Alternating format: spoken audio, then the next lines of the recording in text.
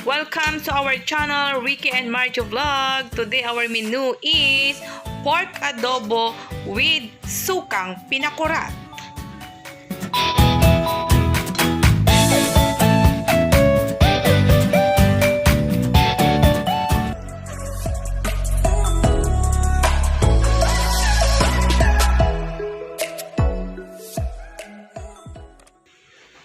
Ito yung mga kakailanganin natin sa ating pork adobo, pork meat, ginger,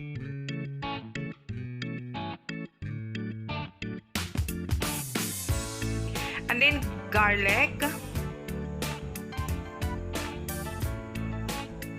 white onion, sobrang mahal kasi ng red onion, and of course, ang ating black pepper, oyster sauce, and soy sauce. And of course, ang ating sukang pinakurat. Okay, let's do this.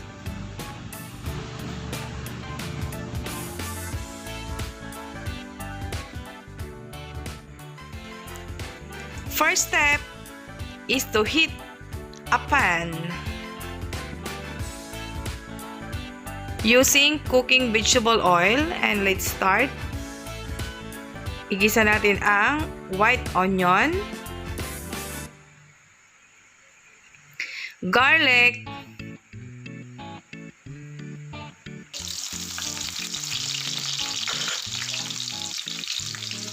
at ang ating ginger.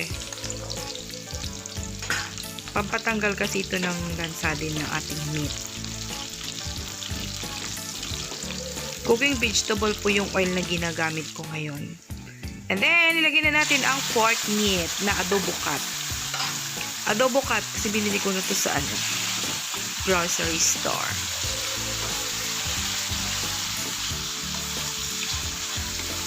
Ang gagamitin kong suka dito ay ang sukang pinakurat.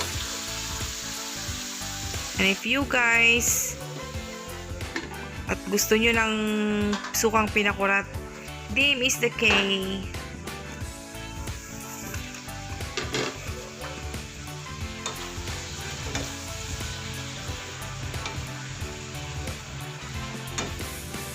Ayan, halo-haloan lang natin. Halo-haloin natin hanggang mag-brown bago tayo maglagay ng soy sauce.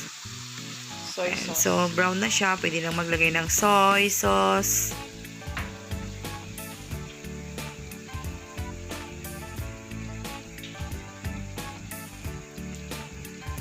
So, dagdagan natin.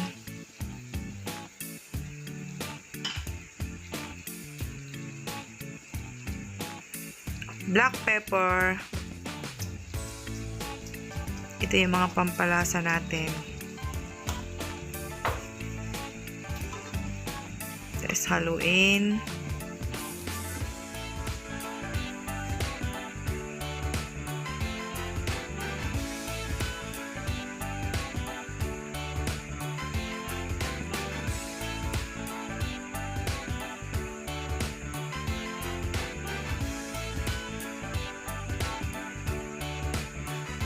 Dagdagan natin ng water para mas maluto pa yung pork meat natin.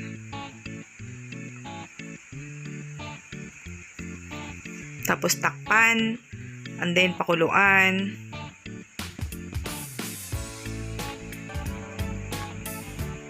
So check natin. Ayan, haluin lang natin saglit.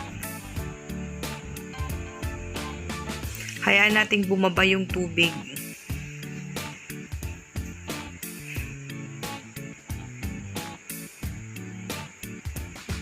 Lagay na natin ang ating oyster sauce. Lahat po ng ginamit natin dito ay not sponsored. Ayun, chili pepper, chili powder, then takpan natin. So, pwede na tayong maglagay this time ng sukang pinakurat. Actually, naglagay na ako kaninang una pero hindi ko lang siya nakuhanan. Pero yun, parang dinagdagan ko lang siya konti.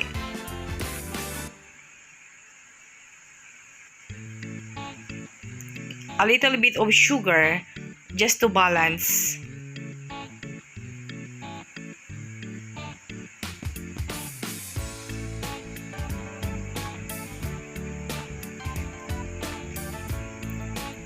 Haluin natin para ma-mix yung pampalasang nilagay natin, tapos lagay ng water and then takpan. And then, hintayin na natin na bumaba yung water level. So, check natin ulit.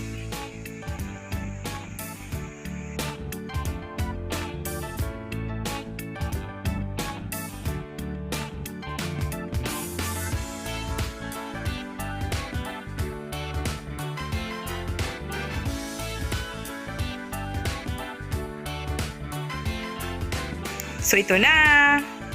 Pwede na siya. Luto ng ating pork adobo with sukang pinakurat. Ayan. So, nagmamantika na siya. Yum, yum. At yung texture ng pork meat natin, guys, tender but I'm sure it's soft.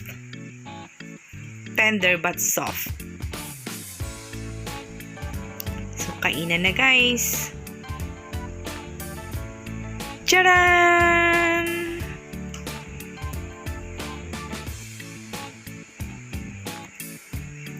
Kain na tayo. Ayan. Can you see that?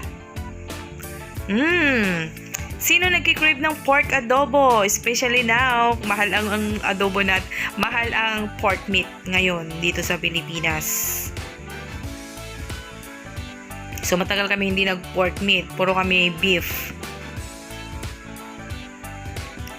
Yum, yum. Tender and soft ang meat.